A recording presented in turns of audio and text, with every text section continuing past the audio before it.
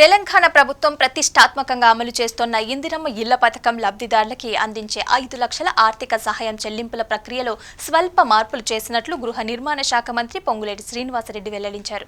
మొత్తం మంజూరు చేసే మొత్తంలో ఎలాంటి మార్పు ఉండదని, కేవలం విడుదల చేసే షెడ్యూల్లో మాత్రమే ఈ మార్పులు చేశామని మంత్రి స్పష్టం చేశారు.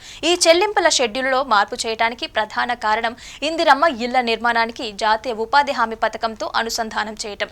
ఇళ్ల నిర్మాణంలో భాగంగా 90 పని దినాల వేతనం, వ్యక్తిగత మరుగుదొడ్ల నిర్మాణం కోసం కేటాయించిన నిధులని కూడా లబ్ధిదారులకి అందించడానికి కేంద్ర ప్రభుత్వం అనుమతిచ్చింది.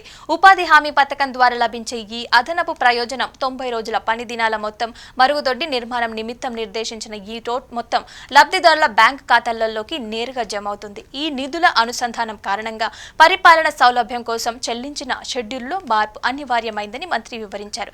ఇందిరమ్మ ఇళ్ల పథకం కింద 4 విడతలుగా బిల్లులు చెల్లిస్తున్నారు.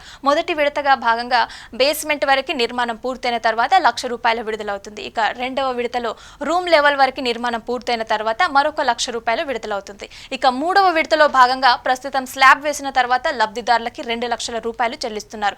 ఉపాధి హామీ నిధులు లబ్ధిదారుల ఖాతాలలోకి నేరుగా జమ అవుతున్న నేపథ్యంలో స్లాబ్ పూర్తయ్యాక చెల్లించే మొత్తాన్ని ₹1,60,000గా ప్రభుత్వం నిర్ణయించింది.